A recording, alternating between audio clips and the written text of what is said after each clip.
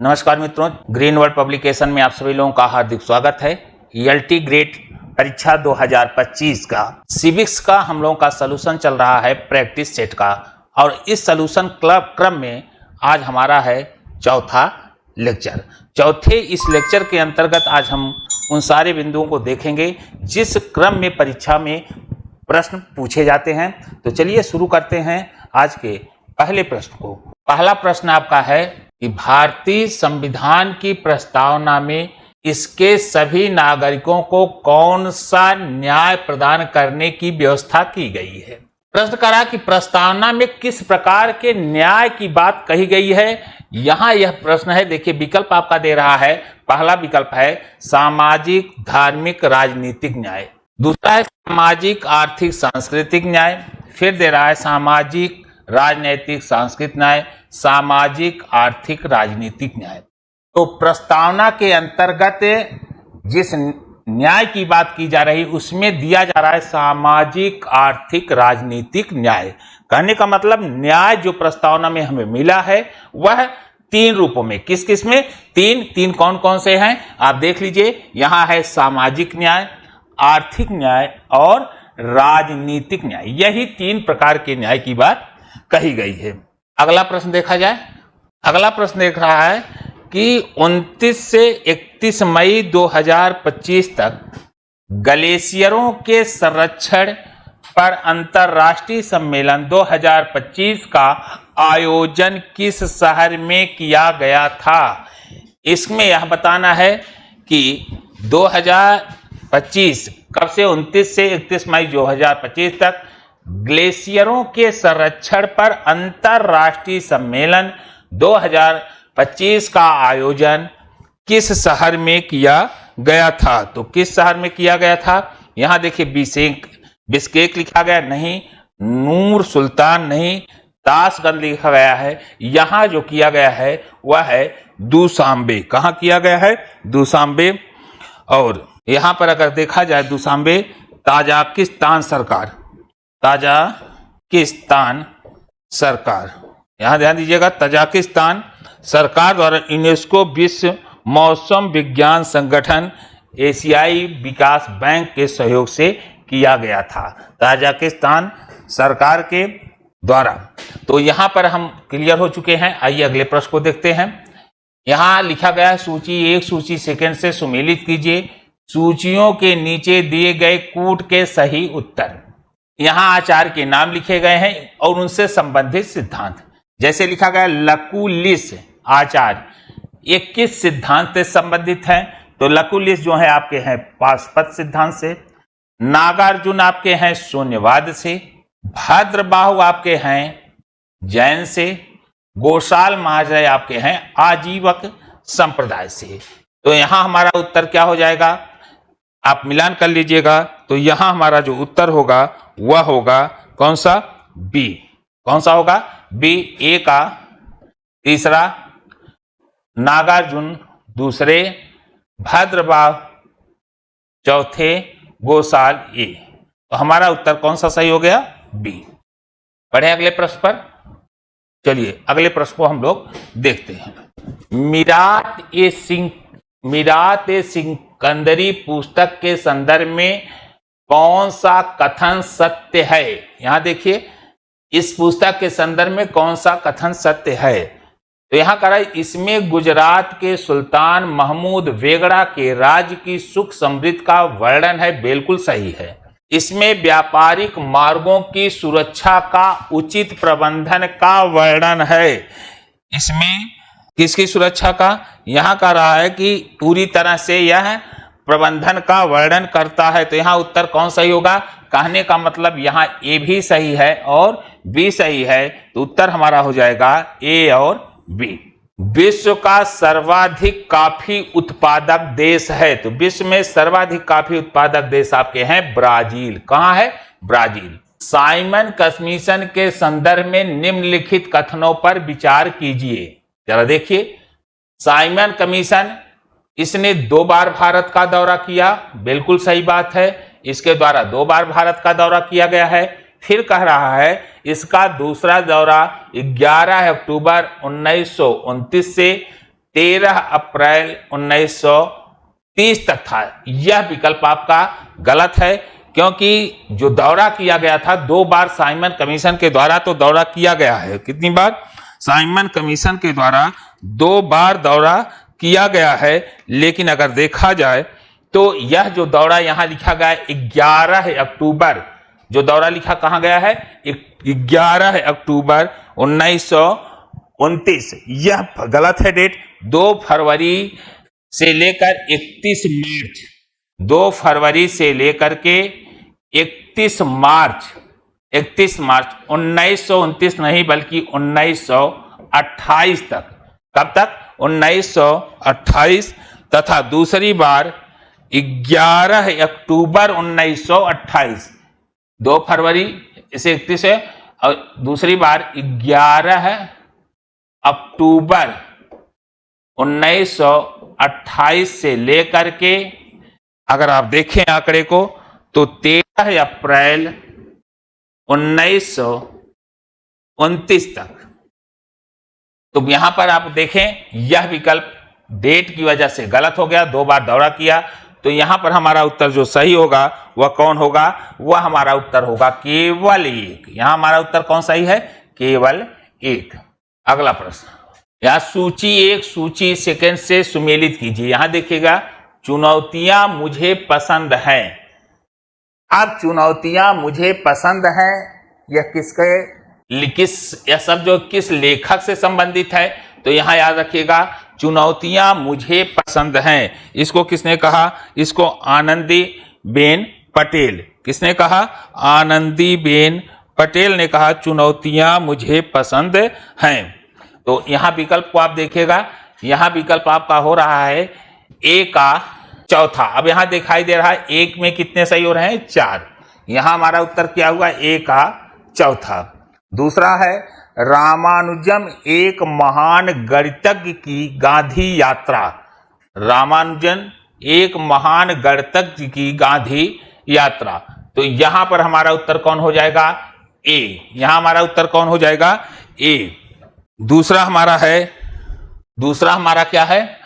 यहां हमारा उत्तर हुआ है, अगला है the undying light a personal history of independent. इसके लेखक हो जाएंगे आपके कौन? गोपाल कृष्ण गोखले। तो सी का हो गया 2। जनता की कहानी मेरी यात्रा बंडारू दत्तात्रेय। तो यहां हमारा जो उत्तर होगा वह कौन होगा? ए का 4, ए का 4, बी का 1, सी का 2, डी का 3। उत्तर हमारा कौन हुआ? ए।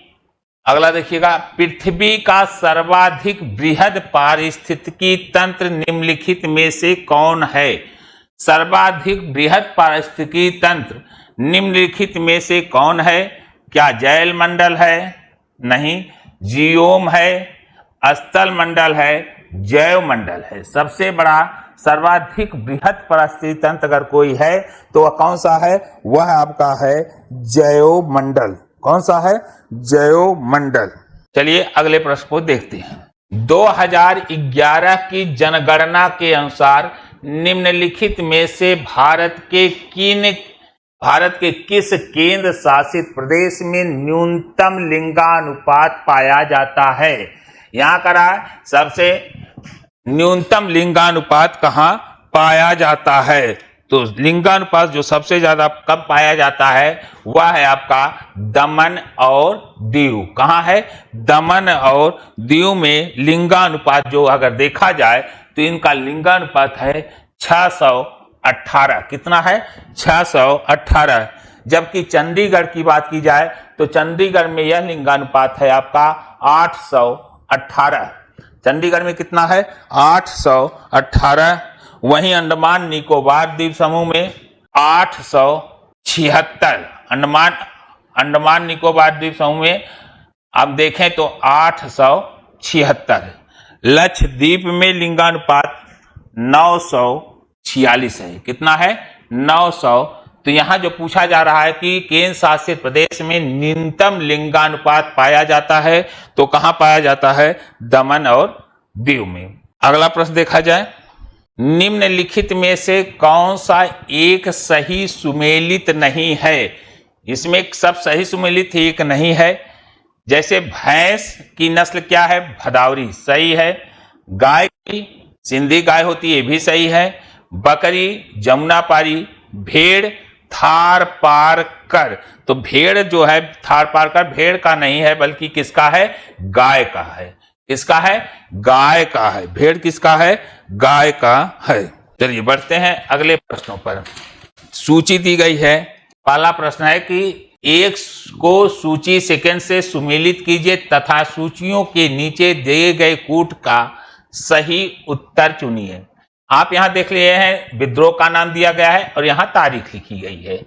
तो पहला हमारा है रंपा विद्रोह। रंपा विद्रोह कब हुआ था? तो रंपा विद्रोह हुआ था 1879 से 1880 के बीच। तो हमारा विकल्प कौन सही हो रहा है? ए का 2। यहां देख रहे हैं दोनों हैं। अगला मिलाते हैं। अगला आपका है पावना किसान विद्रोह। अगला आपका क्या है? पावना किसान विद्रोह। पावना किसान विद्रोह जो हो रहा है वह है 1873 से 1876। तो यहां हमारा उत्तर कौन सही हो रहा है? यहां 2 था, यहां 4 हुआ।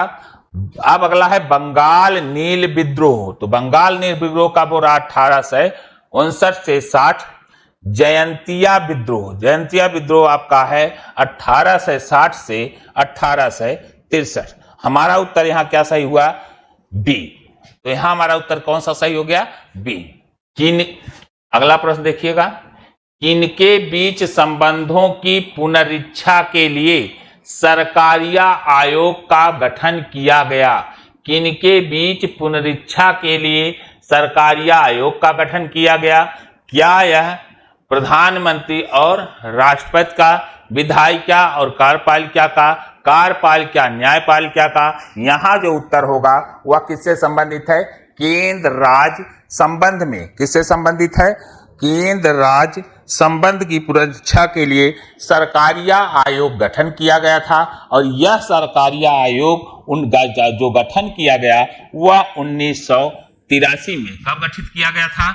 यह गठित किया गया था 1983 के अंतर्गत। और इसकी अध्यक्षता जो की थी वह आर.एस. न्यायमूर्ति आर.एस. सरकारिया, न्यायमूर्ति आर.एस. सरकारिया थे। और इसने अपनी रिपोर्ट गठित किया 83 में। इसने अपनी रिपोर्ट जो दी वह 1988 में दिया। कब दिया? 1988 में। अगला प्रश्न देखिएगा। देखिए, एक लड़के ने से कहा गया कि वह एक संख्या से, मैथ का प्रश्न है, यहां केवल आपका जीएस चल रहा है। अगला प्रश्न है संविधान में संशोधन की पहल की जा सकती है। संविधान में संशोधन का जो पहल है वह कहां किया जा सकता है? केवल लोकसभा में, केवल राज्यसभा में नहीं, केवल राज्य विधानसभा में। तो संशोधन का जो पहल है वह संसद के किसी भी सदन में पहल किया जा सकता है। संसद के किसी भी सदन में पहल किया जा सकता है। अगला देखिएगा। निम्नलिखित में से कौन भारतीय संविधान के अनुसार सुमेलित नहीं है? देखिए, पंचायत 9 सही है, सुमेलित है। नगर पालिकाएं 9 का ये भी सुमेलित है। सहकारी समितियां ये भी सुमेलित हैं। अधिकरण जो है वह सुमेलित नहीं है। अधिकरण सुमेलित नहीं है। अगर अधिकरण की बात करें तो अधिकरण हमारा भाग 14 के अंतर्गत है। कहाँ आएगा? भाग 14 के अंतर्गत आएगा।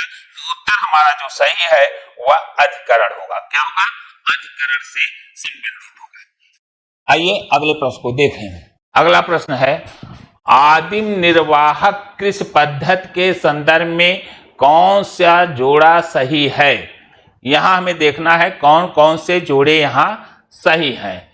जैसे यहां लिखा गया है झूमिंग कृषि पद्धति कहां अपनाई गई है? तो झूमिंग कृषि पद्धति जो है एकदम जोड़ा सही है दक्षिण पूर्व एशिया में। कहां? दक्षिण पूर्व एशिया में। मिल्पा कृषि पद्धति ये भी मैक्सिको में। तीसरा दे रहा लदांग, लदांग को दे रहा है श्रीलंका, जबकि लद्दाख की स्पंदन श्रीलंका की नहीं बल्कि इंडोनेशिया की है।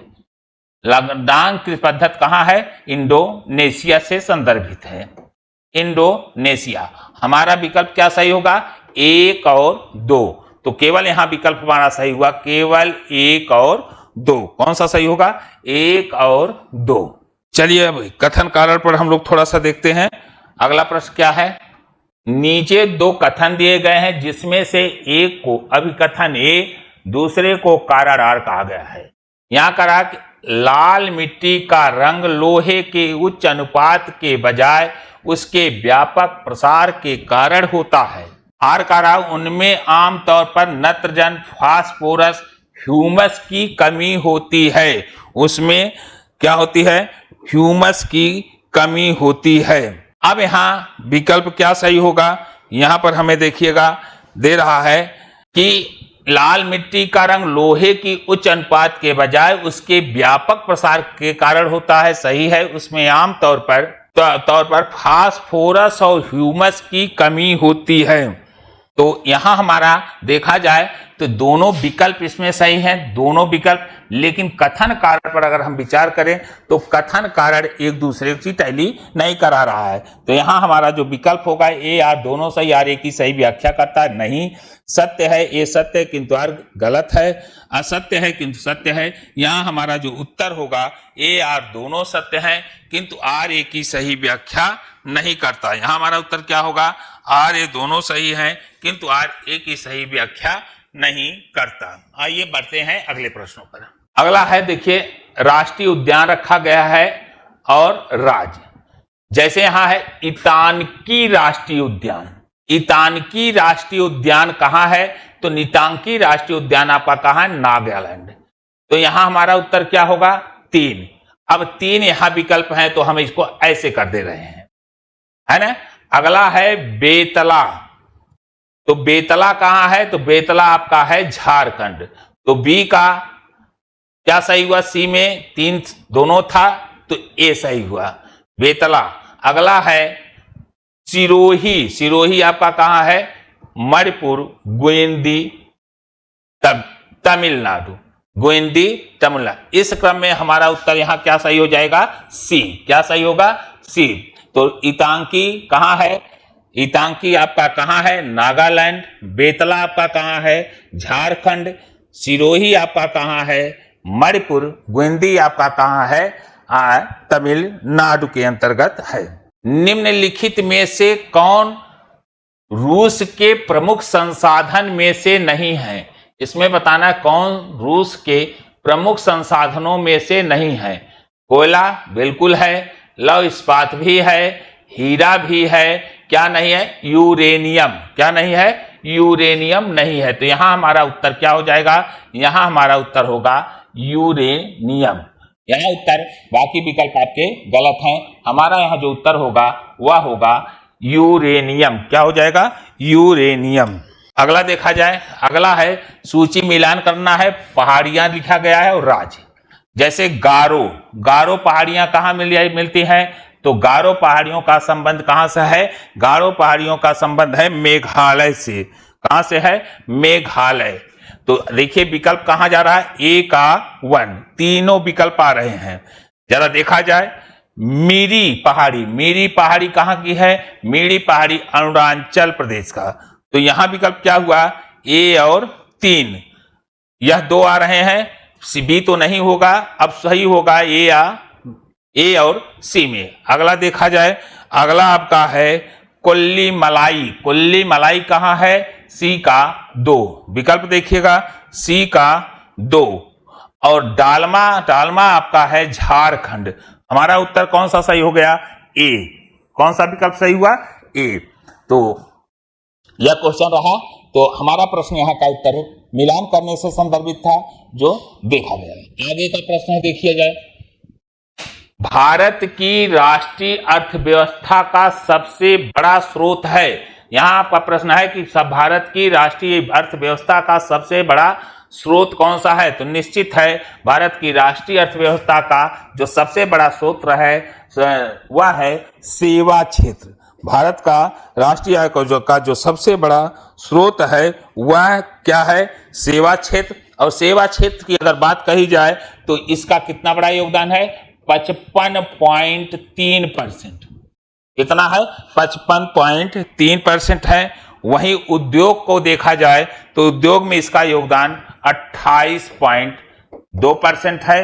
व्यापार में देखा जाए, कृषि में देखा जाए तो कृषि में इसका 16.1% योगदान है। तो कुल मिलाकर के अगर पूरे जीडीपी में सबसे बड़ा योगदान देखा जाए तो किसका हो रहा है? सेवा क्षेत्र का। जीडीपी का सबसे बड़ा सेवा क्षेत्र, उद्योग तथा कृषि। अगला देखें, 10 दिनों से अधिक दिन तक उपवास करने पर लीवर पर क्या प्रभाव पड़ता है? 10 दिनों से अधिक समय तक उपवास करने पर लीवर पर क्या प्रभाव पड़ता है? अच्छा प्रश्न है कि कोई भी व्यक्ति 10 दिन तक उपवास है तो लीवर पर क्या कंडीशन? तो लीवर में ग्लूकोज स्तर कम हो जाता है। अगर 10 दिन से उपवास है तो निश्चित है लीवर में ग्लूकोज का स्तर कम हो जाता है। यही विकल्प आपका सही है। लीवर में ग्लूकोज का स्तर अधिक हो जाता, नहीं कि कम हो जाता। लीवर में ट्राइग्लिसराइड्स घटने लगता है, गलत। लीवर में ट्राइग्लिसराइड्स बढ़ने लगता है, गलत। आइए अगले प्रश्न को हम लोग देखते हैं।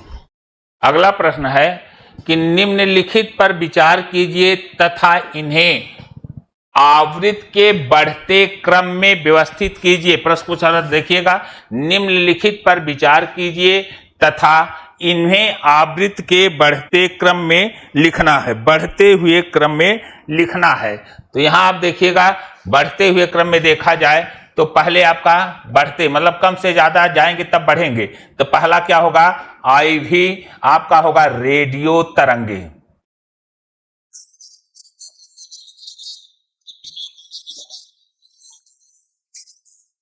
और दूसरा रेडियो तरंगे के बाद आते हैं, दूसरे नंबर पर आ जाएगा तीसरा और रक्त किरण। क्या आ जाएगा? और रक्त किरण। और रक्त किरण। तो यहां विकल्प क्या हो रहा है? यहां हो रहा है चौथा, तीसरा। उसके बाद आपका आएगा दृश्य किरण। इसके बाद आपका क्या आया? दृश्य किरण। दूसरा आपका है दृश्य किरण। और चौथा आ जाएगा लास्ट आएगा यक्ष किरण। तो विकल्प क्या होगा? 4, 3। विकल्प हमारा क्या हुआ यहां पर? पहले नंबर पर कौन आया? ये 4, 3, 2, 1। हमारा उत्तर क्या हो जाएगा? 4, 3, 2, 1। क्या होगा? 4, 3, 1, 2। अगला प्रश्न देखा जाए, आलू के चिप्स प्लास्टिक के थैलों में संकुलित किए जाते हैं। आलू के चिप्स जो है प्लास्टिक में के थैलों में संकुलित, मतलब उन्हें बचाने के लिए, सुरक्षित रखने के लिए बना रहे उसी ढंग से संकुलित किया जाता है। ऐसा करने के पीछे क्या रीजन है? नाइट्रोजन वातावरण में वह क्या रहे? संकुलित किया जाए। हाइड्रोजन वातावरण में, ऑक्सीजन वातावरण में, आयोडीन। तो यहां हमारा उत्तर क्या होगा? नाइट्रोजन वातावरण में। हमारा उत्तर क्या हो जाएगा यहां पर होगा नाइट्रोजन वातावरण में।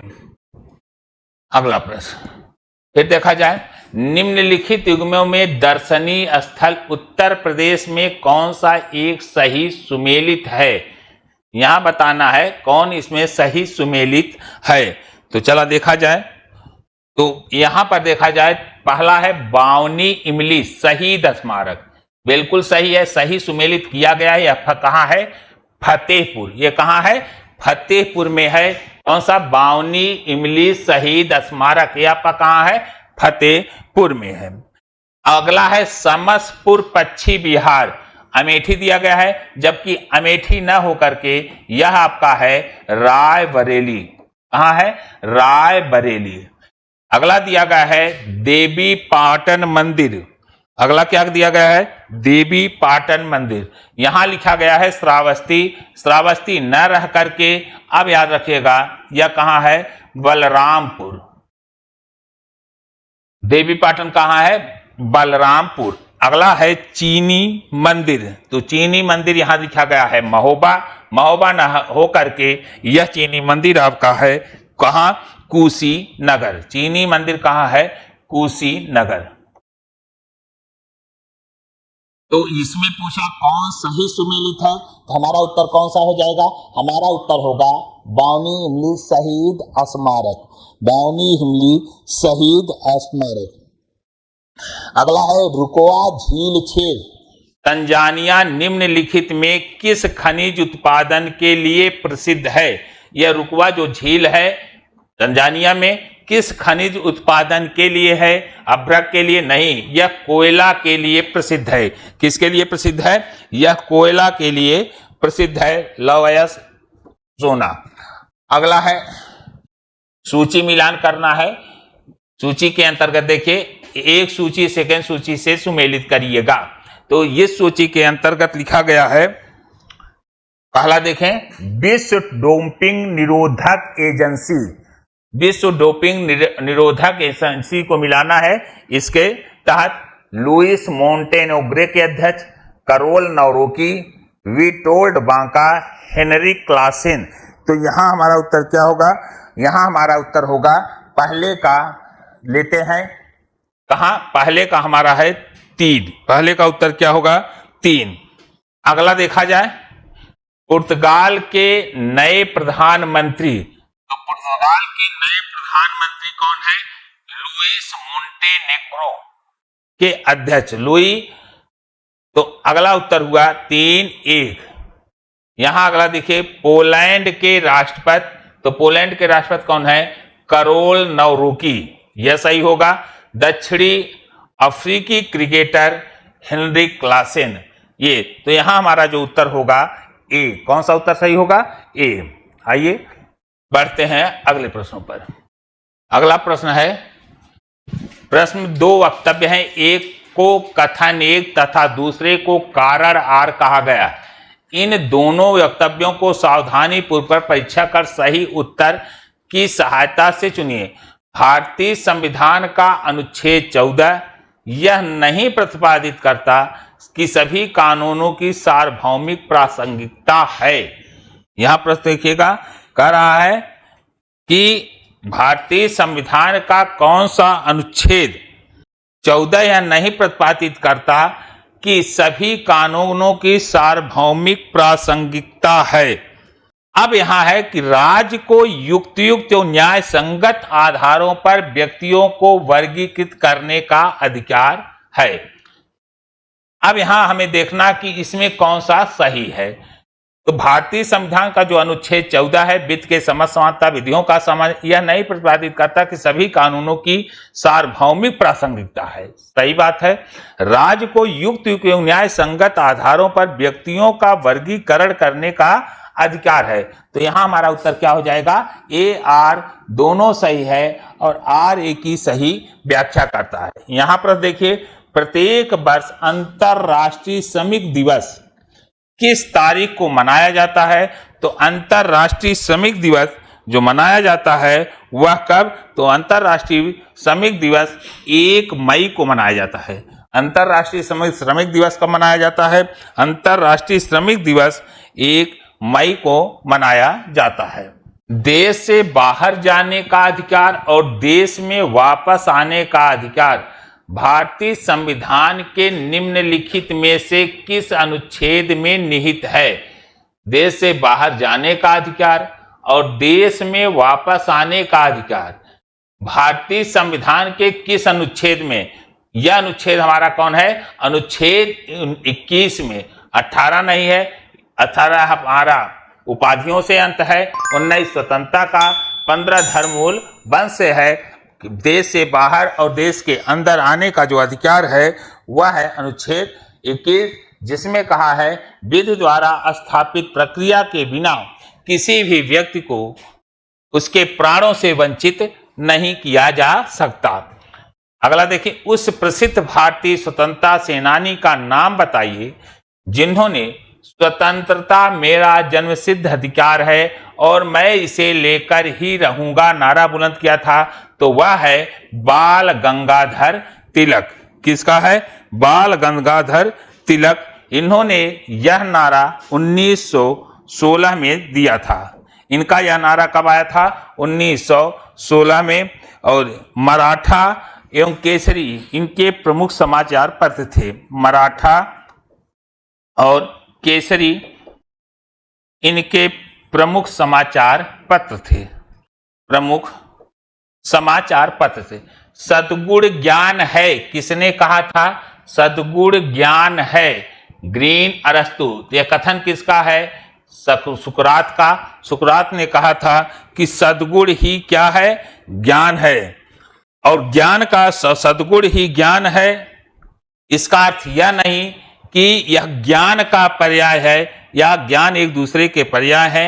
ज्ञान का अर्थ यहां याद रखिएगा, यहां सुकरात ने जब कहा सद्गुण ही ज्ञान है, तो ज्ञान का अर्थ यहां तथ्य ज्ञान नहीं है, बल्कि ज्ञान का अर्थ यहां सत्य और असत्य की पहचान करना। किसका? शुभ अशुभ की पहचान करना, सत्य असत्य की पहचान करना, अन्याय अन्याय में का ज्ञान, उनके बीच अंतर को समझना है। यहां तथ्य के ज्ञान को लेकर के नहीं कही गई है।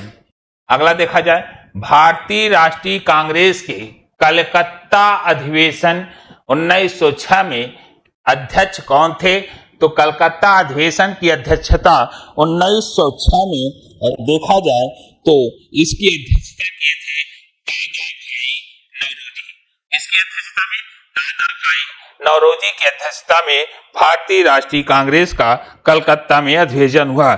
इसमें स्वराज और स्वदेशी को बढ़ावा दिया गया। क्या क्या बढ़ाया गया? स्वराज और स्वदेशी को बढ़ावा देने के लिए विदेशी वस्तुओं का बहिष्कार भी किया गया। और इसके देखा जाए अगला प्रश्न, भारतीय संविधान की उद्देशिका में अब तक कितनी बार संशोधन किया गया? तो अब तक अगर देखेंगे तो एक बार संशोधन हुआ है। कितनी बार? अगर अब तक देखा जाए तो भारतीय संविधान की उद्देशिका में अब तक एक बार संशोधन हुआ है, वो भी 19 कब हुआ है? 42वें संविधान संशोधन अधिनियम 1976 में। 1976 में इसमें 3 नए शब्द जोड़े गए, समाजवाद, पंथ निरपेक्षता और अखंडता। किसने कहा कि मनुष्य एक सामाजिक प्राणी है? यह कथन हमारे किसका है? अरस्तु महोदय का। मार्क्स नहीं, मैकियावेली नहीं, प्लेटो नहीं। किसने कहा? अरस्तु ने कहा मनुष्य एक सामाजिक प्राणी है। और यह बात जिस समय अरस्तु ने कहा, यह उनकी अपनी महत्वपूर्ण पुस्तक पॉलिटिक्स के अंतर्गत। किसके अंतर्गत? पॉलिटिक्स के अंतर्गत इस बात को कहा कि मनुष्य एक सामाजिक प्राणी है। अगला है कि भारतीय संविधान के किस अनुच्छेद के तहत भारत का समेकित कोष गठित किया गया? भारतीय संविधान के किस अनुच्छेद के तहत भारत का समेकित कोष गठित किया गया? तो वह कोष आपका गठित किया गया अनुच्छेद 266 के तहत। किसके तहत? 266। Poverty and un British rule in India पुस्तक के लेखक कौन है? तो poverty and un British rule India के पुस्तक के लेखक आपके हैं दादा भाई नौरोजी। कौन है? दादा भाई नौरोजी। अगला है, शासक वर्ग को कंचन और कामनी से दूर रहना चाहिए, यह किसका मत था? तो शासक वर्ग को कंचन और कामनी से दूर करने की बात प्लेटो के साम्यवाद के अंतर्गत आएगा। यहां न रूसो है न अरस्तु मार्क्स, बल्कि यह कथन किसका है? यह कथन आपका है प्लेटो का। किसका है? प्लेटो के का है, जिसमें कंचन और कामनी को दूर रहने का सुझाव दिया गया था। अगला देखा जाए, भारतीय संविधान में कौन सी अनुसूची राज्यसभा में सीटों के आवंटन से संबंधित है? राज्यसभा में सीटों के आवंटन से संबंधित अनुसूची अगर है तो वह आपकी है वह चौथी अनुसूची। कौन सी अनुसूची? चौथी अनुसूची। सत्य के साथ मेरे प्रयोग की रचना, माई एक्सपेरिमेंट ट्रूथ की रचना किसने की थी? यह आपका है महात्मा गांधी। लोकतंत्र जनता का, जनता के लिए जनता की सरकार है, किसने कहा था? यह बात कही थी अमेरिकी राष्ट्रपति अब्राहम लिंकन ने। क्या कहा था? सरकार क्या है? लोकतंत्र जनता का, जनता के लिए और जनता का शासन है। और इसको कहा गया था 1863 में, 1863 में अब्राहम लिंकन ने 1863 में अब्राहम लिंकन ने गेटिसबर्ग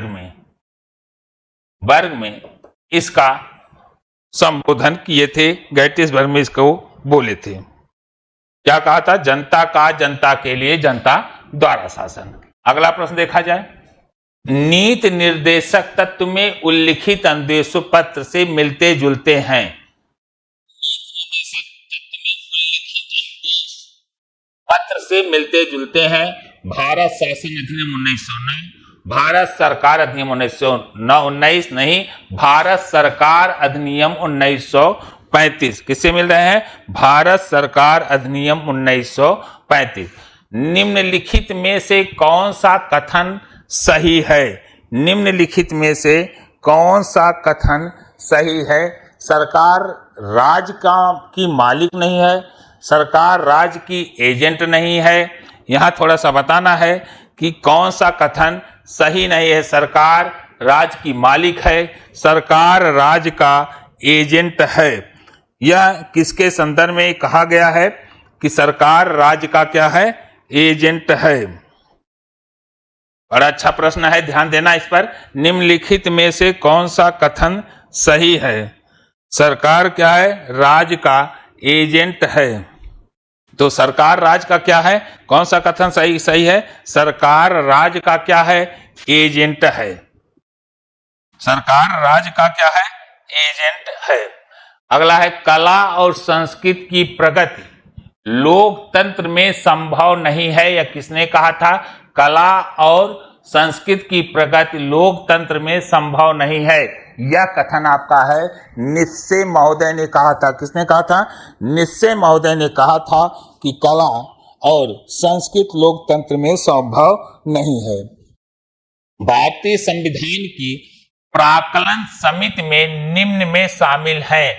भारत की संसद की प्राक्कलन समिति में कौन से लोग शामिल हैं?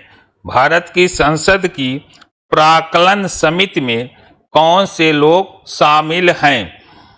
अब यहां देखना है कि प्राक्कलन समिति में कितने लोग शामिल किए गए हैं। यहां देखिए, क्या इसमें केवल लोकसभा के सदस्य होते हैं या इसमें केवल राज्यसभा के सदस्य होते हैं, या इसमें कौन से लोग शामिल किए जाते हैं? तो यहां देखिएगा, प्राक्कलन समिति में कौन से सदस्य होते हैं? प्राक्कलन समिति में लोकसभा के सदस्य होते हैं। भारतीय संसद की प्राक्कलन समिति में कौन से सदस्य होते हैं? तो प्राक्कलन समिति के अंतर्गत केवल लोकसभा के सदस्य होते हैं। अगला प्रश्न, भारतीय संविधान के अनुच्छेद 45 राज्य को निर्देश देता है कि आय पूरी करने तक सभी बच्चों को प्रारंभिक बचपन की देख रेख और शिक्षा प्रदान करे। तो कितने वर्ष के बच्चों के लिए कर रहा है? यह जो कर रहा है वह 6 वर्ष। अनुच्छेद किसमें? 45 में 6 वर्ष से 14 वर्ष के आयु के बच्चों को और अभिभावक को यह आदेशित करता है कि वह उनके शिक्षा और स्वास्थ्य पर विशेष ध्यान दे। तो यहां पर क्या हो जाएगा? 6 से 14 वर्ष के बच्चों के संदर्भ में कहा गया है कि उनकी शिक्षा पर विशेष ध्यान दें। अगला है, निम्न में कौन सा विचारक प्राकृतिक अधिकारों के सिद्धांत को स्वीकार नहीं करता? प्राकृतिक अधिकार जैसी कल्पनाओं को स्वीकार नहीं करता। यह किससे संदर्भित है? रूसो इस बात को मानता है, लाभ भी मान रहा है। यहां यह जो नहीं स्वीकार करते वह कौन है? मार्क्स। किसने कहा? मार्क्स ने। 1901 में बंगाल में शांति निकेतन नामक स्कूल की स्थापना किसने की थी? 1901 में शांति निकेतन नामक स्कूल की स्थापना किसने की थी? अगर देखा जाए तो यह किसने किया था? रविंद्रनाथ टैगोर ने 1901 में शांति निकेतन नामक स्कूल की स्थापना की थी। कौन? रविंद्रनाथ टैगोर ने इसकी स्थापना की थी। निम्नलिखित में से किसने प्रेक्षित किया कि लोगों के प्रति जिम्मेदार कोई भी मंत्रालय संविधान के भाग में उल्लिखित प्रावधानों की अनदेखी को सहजता से बर्दाश्त नहीं कर सकता? किसने कहा था कि इसकी सहजता से बर्दाश्त नहीं कर सकता? क्या यह कथन भीमराव अम्बेडकर का था? नहीं, यह कथन आह्लाद कृष्ण स्वामी अय्यर ने कहा था, एमसी चावला नहीं। ये किसका कथन है? आह्लाद कृष्ण स्वामी अय्यर का। अगला प्रश्न, मार्ले मिंटो सुधार वर्ष पेश हुआ था, तो मार्ले मिंटो सुधार वर्ष आपका है 1909। कब है? 1909। फांसीवाद से उदय होता है उदारवाद, लोकतंत्र, उग्र राष्ट्रवाद, व्यक्तिवाद। यहां ध्यान दीजिएगा, फांसीवाद से उदय होता है, क्या उदारवाद उदय होता है? लोकतंत्र। फांसीवाद से उदय होता है उग्र राष्ट्रवाद। फांसीवाद से क्या उदय होता है? उग्र राष्ट्रवाद का उदय होता है। फांसीवाद से उग्र राष्ट्रवाद का उदय होता है। अगला, यह कथन किसका? ईश्वर जिसने हमें जन्म दिया उसी ने हमें स्वतंत्रता भी प्रदान की है। यह किसका कथन है कि जिसने हमें जन्म दिया उसी ने हमें स्वतंत्रता प्रदान की है? यह कथन किसका है? बहुत अच्छा कथन है अमेरिकी राष्ट्रपति जेफरसन का। मिल का नहीं है, जिसने हमें जन्म दिया उसी ने हमें स्वतंत्रता प्रदान की। जेफरसन, लास्की नहीं, गांधी नहीं। निम्नलिखित में से कौन सा राज्य सूची में किसी मामले पर संसद को कानून बनाने के लिए राज्यों द्वारा अनुरोध करने के बाद संसद द्वारा पारित कानून का एक उदाहरण है? यहां कौन सा इस प्रकार का उदाहरण है कि जिसमें कहा है राज्य सूची में किसी मामले पर संसद को कानून बनाने के लिए राज्य द्वारा अनुरोध करने के बाद संसद द्वारा पारित कानूनों का एक उदाहरण है। यहां दे रहा है विकलांग व्यक्तियों का अधिकार अधिनियम 2016, मुस्लिम महिला विवाह अधिकार संरक्षण। क्या दे रहा है? मुस्लिम महिला अधिकार संरक्षण। फिर दे रहा है भगोड़ा आर्थिक अपराधी अधिनियम 2018। फिर दे रहा है वन्य जीव संरक्षण अधिनियम। तो यहां पर हमारा उत्तर क्या होगा? यहां कह रहा है कि राज्य सूची में यदि किसी भी विषय पर इस ढंग से कार्यों में वृद्धि से राज्य सूची में संसद को कानून बनाने राज्यों द्वारा अनुरोध करने पर, तो यहां पर विकलांग व्यक्तियों को अधिकार अधिनियम 2016 सामाजिक सुधार बुनियादी ढांचे से संबंधी कार्यक्रम को लागू करना है। तो कहां होगा? ए। अगला पढ़ते हैं, राज्य के कार्यों में वृद्धि हुई है क्योंकि यह माना जाता है कि राज्य सभी की भलाई का कार्य करता है। राज्य केवल कुछ ही समूहों की भलाई करता है। राज्य केवल कुछ ही वर्गों की, राज्य केवल शासकों की भलाई, राज्य सभी की भलाई का कार्य करता है। राज्य किसकी भलाई का कार्य करता है? राज्य के कार्यों में वृद्धि हुई क्योंकि राज्य सभी की भलाई का कार्य करता है। यहां हमारा उत्तर कौन होगा? राज्य सभी की भलाई का कार्य करता है। लाक ने इस विचार का समर्थन किया है। व्यक्ति की सीमित स्वतंत्रता क्या? नहीं। राज्य को असीमित अधिकार? नहीं। संवैधानिक सरकार, तो लाक का किस विचार का समर्थन किए हैं? तो लाक संवैधानिक सरकार, इस सरकार का समर्थन किए हैं। लाक के द्वारा संवैधानिक सरकार का समर्थन किया गया है। लाक ने संवैधानिक सरकार का समर्थन किया है। अगला है, निम्नलिखित में से किस राज्य में द्विसदनीय विधान मंडल है? यहां देखिए, इसमें किस राज्य में द्विसदनीय विधान मंडल है? तो यहां गुजरात में नहीं है, असम में, कर्नाटक में द्विसदनीय विधान मंडल है। कहां है? कर्नाटक में द्विसदनीय विधान मंडल है। अगला है, किसने दर्शन को सर्वोच्च संगीत माना? किसने दर्शन को एक सर्वोच्च संगीत के रूप में व्याख्या किया या एक सर्वोच्च संगीत के रूप में माना। तो यहां देखा जाए, दर्शन को अगर किसी ने सर्वोच्च संगीत के रूप में माना है तो वो है पाइथागोरस। दर्शन को सर्वोच्च संगीत के रूप में मानने वाले विद्वान कौन है? पाइथागोरस। प्लेटो नहीं है, अरस्तु नहीं, बल्कि कौन है? पाइथागोरस। पाइथागोरस दर्शन को सर्वोच्च संगीत माना और ब्रह्मांड और उसके नियम जिसने संगीत के सामंजस्य अनुपात का भी वर्णन किया है। भारतीय संविधान के अनुच्छेद 371A किस राज्य के संबंध में विशेष प्रावधान शामिल है? 371A किस राज्य के संबंध में विशेष है? क्या यह गुजरात से है? नहीं, इसका संबंध मेरे मित्रों किससे है? नागालैंड से है। किसमें है? नागालैंड। जो भाग 21 अनुच्छेद 371A के अंतर्गत वर्णित किया गया है। इस तरह 12 राज्य इसमें आते हैं। 371 में 12 राज्य आते हैं। तो यहां हमारा उत्तर क्या होगा? नागालैंड। संत थॉमस नहीं बल्कि अरस्तु ही पहला उदारवादी है। संत थॉमस नहीं बल्कि अरस्तु ही पहला उदारवादी है। यह किसका कथन है? यह कथन आपका है मैकविलिन का? नहीं, यह कथन आपका है वारकर का। वारकर ने कहा संत थॉमस नहीं बल्कि अरस्तु ही पहला उदारवादी है। फॉरेस्टर नहीं, इन्वेस्टीन ये भी नहीं।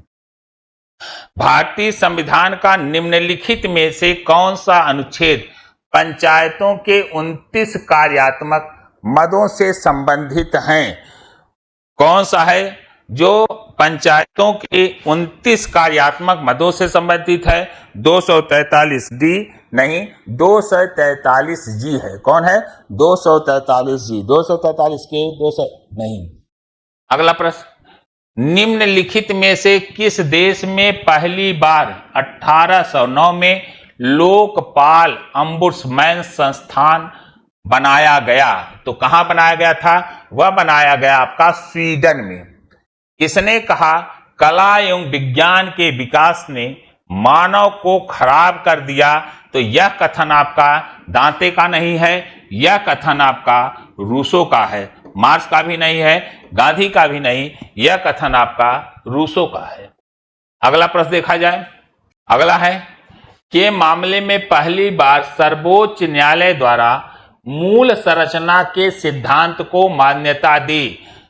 इस मामले में पहली बार सर्वोच्च न्यायालय द्वारा मूल संरचना, तो मूल संरचना की बात पहली बार केशवानंद भारती बनाम केरल राज्य 1973 कब के अंतर्गत? केशवानंद भारती बनाम केरल राज्य 1973 के तहत। तो यहां हमारा विकल्प क्या होगा? यह सार्वभौमई बनाम भारत संघ नहीं, अविनाश मेहरोत्रा बनाम भारत संघ ये भी नहीं, मिनर्वा में। हमारा उत्तर होगा केशवानंद भारती बनाम केरल राज्य 1973। अब तक की कही जाए तो 13 सदस्यों वाली सबसे बड़ी खंडपीठ के रूप में, जहां यह घोषित कर दिया गया कि संविधान में संशोधन तो किया जा सकता है लेकिन उसके बेसिक स्ट्रक्चर पर किसी भी प्रकार से परिवर्तन नहीं किया जाता था। मूल संरचना की सिद्धांत की बात कही गई है। टी.एच. ग्रीन ने लिखा है, यहां हम देखें तो टी.एच. ग्रीन की महत्वपूर्ण पुस्तक यहाँ कौन सी है? तो जरा देखा जाए, सोशल कॉन्ट्रैक्ट रूसो का है, प्रिंसिपल ऑफ पॉलिटिकल ऑब्लिगेशन यही पुस्तक टी.एच. ग्रीन की है। टी.एच. ग्रीन की पुस्तक का क्या नाम? Principle of political obligation. इनकी पुस्तक का क्या नाम है? Principle of political obligation. और अगर यह देखा जाए तो the metaphysical theory of state, इस पुस्तक के लेखक हैं हाफ हाउस। इस पुस्तक के लेखक कौन है? Half house. ऑन लिबर्टी के लेखक हैं जे.एस. मिल। सोशल कॉन्ट्रैक्ट आपका है रूसो। विकल्प हमारा कौन सा ही होगा? Principle of political obligation. निम्न में से कौन राज्य को वर्ग शासन का परिणाम तथा उपकरण माना है? राज्य को वर्ग शासन का परिणाम तथा उपकरण माना है। तो राज्य वर्ग शासन का परिणाम है, वह माना है कौन? मार्क्स महोदय ने। हार्स नहीं, मिल नहीं, ग्रीन नहीं, किसने माना है? किसने माना है? मार्क्स ने माना है कि और स्वयं कहा है कभी तक का इतिहास मानव वर्ग संघर्षों का इतिहास रहा है। अभी तक का इतिहास मानव वर्ग संघर्षों का इतिहास रहा है। चलिए अगला देखा जाए। वर्तमान में भारतीय संविधान के भाग 10, 10, 20, 21 के तहत कितने राज्यों में विशेष प्रावधान है? वर्तमान में कह रहा है कि भाग 21 के तहत कितने राज्यों में विशेष प्रावधान का व्यवस्था की गई है। तो कितने राज्य में विशेष प्रावधान है? तो यहां आप देखिए विशेष प्रावधान जो है वह 12 राज्यों में। कितने राज्यों में है? 12 राज्यों में विशेष प्रावधान है। सूची 1 सूची 2 को सही मेल कीजिए तथा नीचे दिए गए कूटों का सही। राज व्यक्ति का विराट रूप है या बड़ा रूप है? तो राज व्यक्ति का विराट रूप है, इसे किसने कहा? प्लेटो। तो यहां हमारा उत्तर अपने आप क्लियर हो गया, ए का तीसरा है। व्यक्ति को राज्य की उपेक्षा का अधिकार है। व्यक्ति को राज्य की उपेक्षा का अधिकार है। व्यक्ति राज्य की व्यक्तिवादी विचारधारा हर्बर्ट स्पेंसर। राज्य वह संसार है जिसे आत्मा ने अपने लिए बनाया है। राज्य वह संसार है जिसे आत्मा अपने लिए बनाया। जो राज्य का सदस्य नहीं है अथवा सदस्य होने के योग नहीं है वह या तो देवता है या तो पशु। तो हमारा उत्तर यहां जो सही होगा वह है 3, 4, 2, 1। हाब्स ने निम्नलिखित में से किस पुस्तक में सामाजिक समझौते के सिद्धांत को प्रतिपादित किया? हाब्स ने किस पुस्तक में इस सिद्धांत को प्रतिपादित किया? द रिपब्लिक नहीं, प्लेटो की है, ये मैकियावेली की है, उनकी पुस्तक है लेवियाथन। ग्रामर ऑफ पॉलिटिक्स है लास्की की।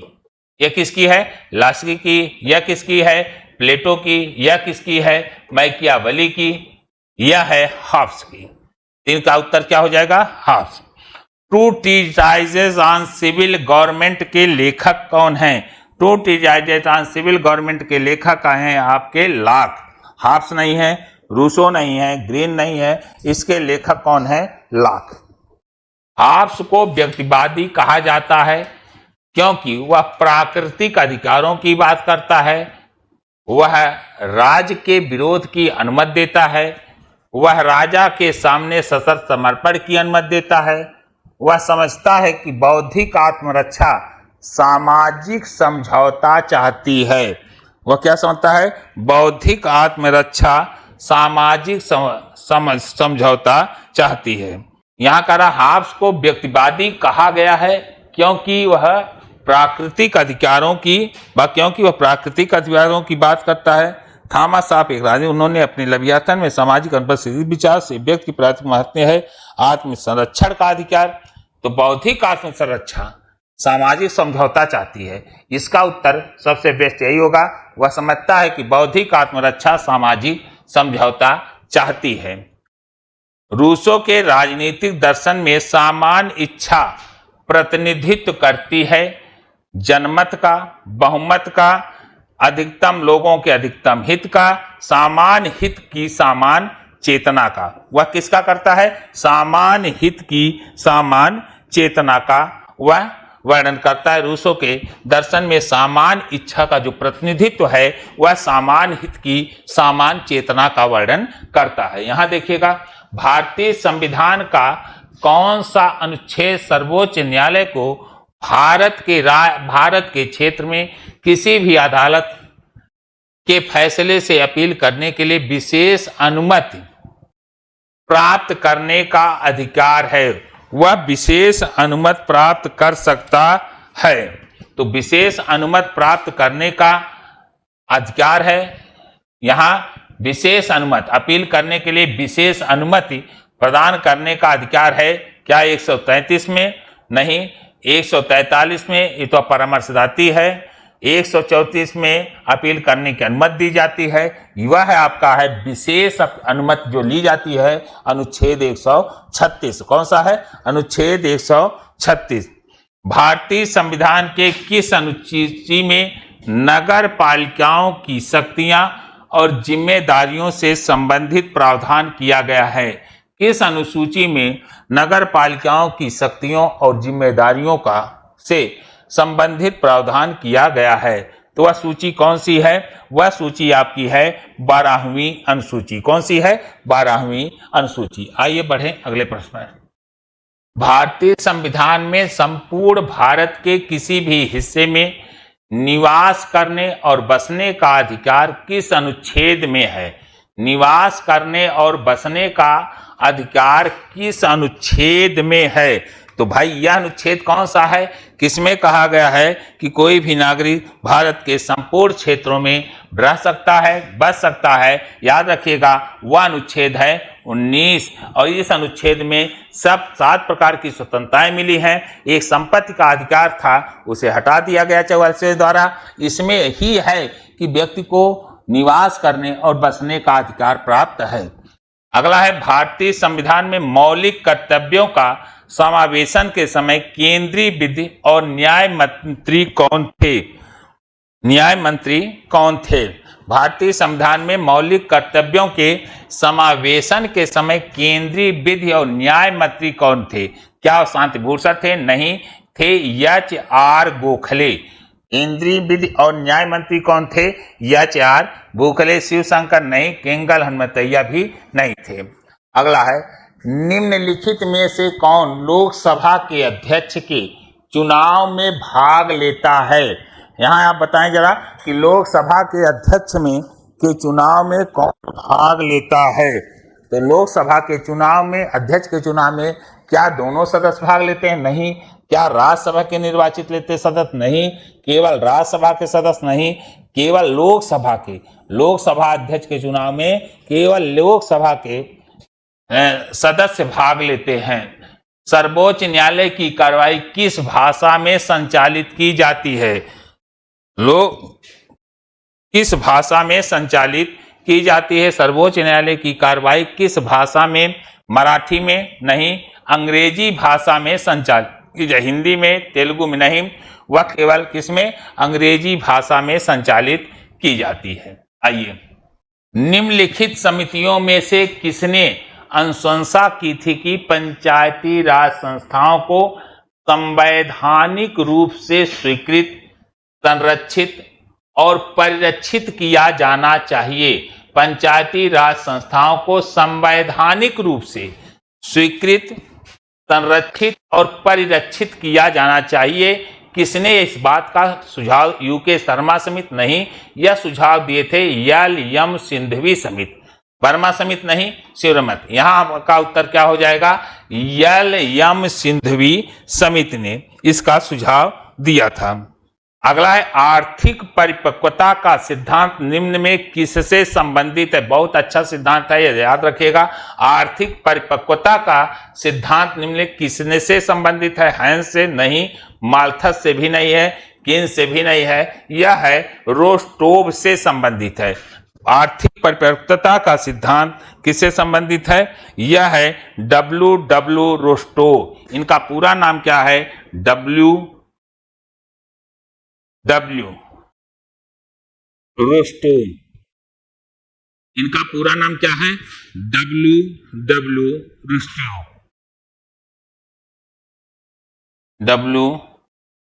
W.W. रोस्टोव इनका पूरा नाम है। इन्होंने आर्थिक परिपक्वता का सिद्धांत दिया है। इनकी पुस्तक भी है द स्टेजेस ऑफ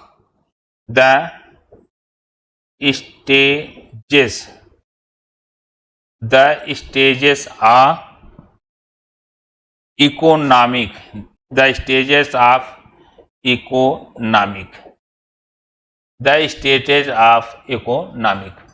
भारतीय संविधान के निम्नलिखित में से कौन से अनुच्छेद केंद्र और राज्य के बीच प्रशासनिक संबंधों से संबंधित है? यहां कौन सा पूछा है? प्रशासनिक संबंधों से संबंधित है।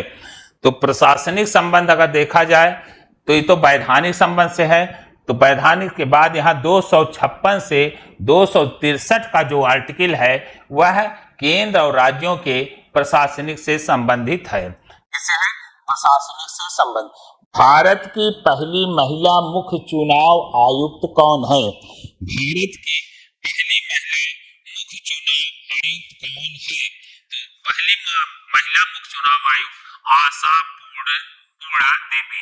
पहली महिला मुख्य चुनाव आयुक्त कौन है? आशापूर्णा देवी, जिनका कार्यकाल 26 नवंबर 1990 से, इनका कार्यकाल देखा जाए तो 26 नवंबर 1990 से देखा जाए तो 11 दिसंबर 1990 तक रहा।